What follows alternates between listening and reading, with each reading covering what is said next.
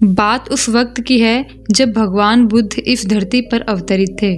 एक व्यक्ति जिसके पास धन दौलत की कोई कमी नहीं थी, उसके साथ जीवन काटने वाली पत्नी और राम लक्ष्मण जैसे 2 बच्चे भी थे। उसके पास सब कुछ था। फिर एक दिन उस व्यक्ति के मन में भगवान को पाने की लालसा जगी। उसने सोचा कि मैंने बहुत सारा धन कमा लिया है, अब कभी धन की कमी नहीं आएगी, पर मेरे पास ईश्वर नहीं है, मुझे ईश्वर के दर्शन करने हैं। उस व्यक्ति ने ईश्वर खोजने की ठान ली। फिर उसने कई सारे मंदिरों और धर्म स्थानों का निर्माण करवाया, पर उसे ईश्वर के दर्शन नहीं हुए। फिर उसने दान पुण्य करना शुरू किया। उसके खजाने से कई सारा धन दान पुण्य में लगा दिया, फिर भी उसे ईश्वर नहीं मिले। फिर उस व्यक्ति ने सोचा कि अब मैं बड़े बड़े धामों के तीर्थ करता हूँ। उस व्यक्ति ने कई तीर्थ स्थानों के दर्शन किए। ऐसे ही 20 साल गुजर गए, पर उस व्यक्ति को ईश्वर नहीं मिले। भगवान को पाने की कोशिश करते करते वो इंसान थक गया और आखिरकार वो एक दिन महात्मा बुद्ध के पास गया और कहने लगा कि महात्मा, मैं 20 साल से ईश्वर की खोज कर रहा हूँ, पर मुझे ईश्वर कभी भी नहीं मिले। क्या आप मुझे ईश्वर पाने का कोई मार्ग दिखा सकते हैं?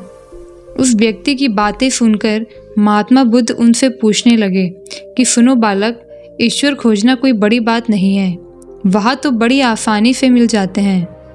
अच्छा, तुम ये बताओ कि ईश्वर को खोजने के लिए तुमने क्या क्या किया और कहाँ कहाँ खोजा?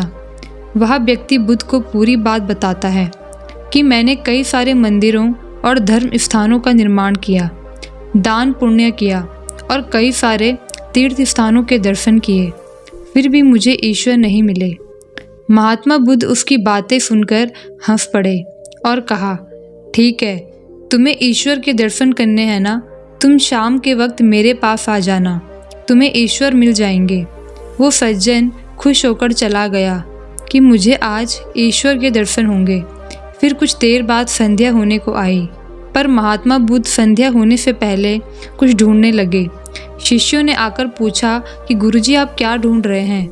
महात्मा बुद्ध ने बताया कि मेरे पास एक कीमती मोती था, परंतु वो कीमती मोती खो गया है, उसे ही ढूंढ रहा हूँ। महात्मा बुद्ध की बात सुनकर शिष्य भी उस मोती को ढूंढने में लग गए। सभी मोती को ढूंढ ही रहे थे कि इतने में वह व्यक्ति भी वहां पहुंच गया। उसने देखा कि कुटिया के बाहर महात्मा बुद्ध और उनके शिष्य कुछ ढूंढ रहे हैं।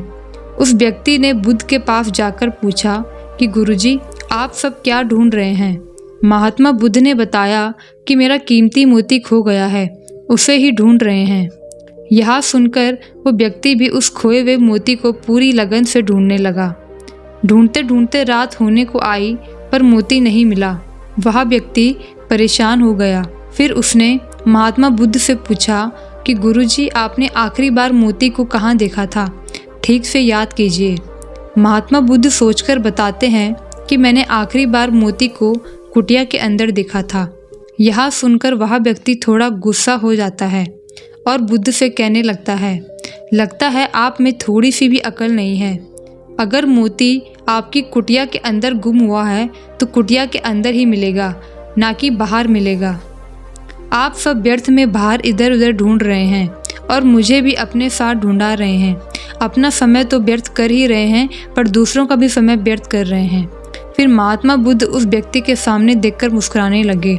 यह देखकर वह व्यक्ति बोला कि महात्मा, आप हंस रहे हैं, मुझे कुछ समझ में नहीं आया। महात्मा बुद्ध बोले, मैं तुम्हें यहाँ बुलाकर यही तो समझाना चाहता था कि जिस ईश्वर को तुम 20 सालों से बिना सोचे इधर उधर ढूंढ रहे हो, उसे तुमने कभी अपने अंदर की कुटिया में खोजा ही नहीं।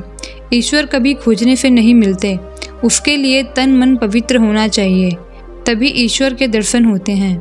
अगर तुम ईश्वर के सच्चे दर्शन करना चाहते हो तो इधर उधर भटकना छोड़कर अपने अंतर आत्मा में ध्यान लगाओ, ईश्वर तुम्हें वहीं मिलेंगे। अपने अंदर के ईश्वर को तुम देख लोगे तो हर जगह, हर इंसान में तुम्हें बस ईश्वर ही दिखाई देंगे।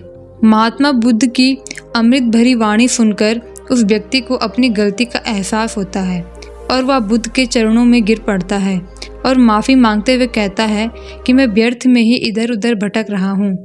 वास्तव में ईश्वर तो हमारे ही अंदर होते हैं। दोस्तों, आपको यह कहानी कैसी लगी कमेंट बॉक्स में कमेंट करके ज़रूर बताएं। अगर आपको यह कहानी अच्छी लगी तो हमारे वीडियो को शेयर कीजिए और हमारे चैनल को सब्सक्राइब ज़रूर कीजिएगा। मिलते हैं एक नई वीडियो के साथ, तब तक के लिए अपना ध्यान रखिएगा। धन्यवाद।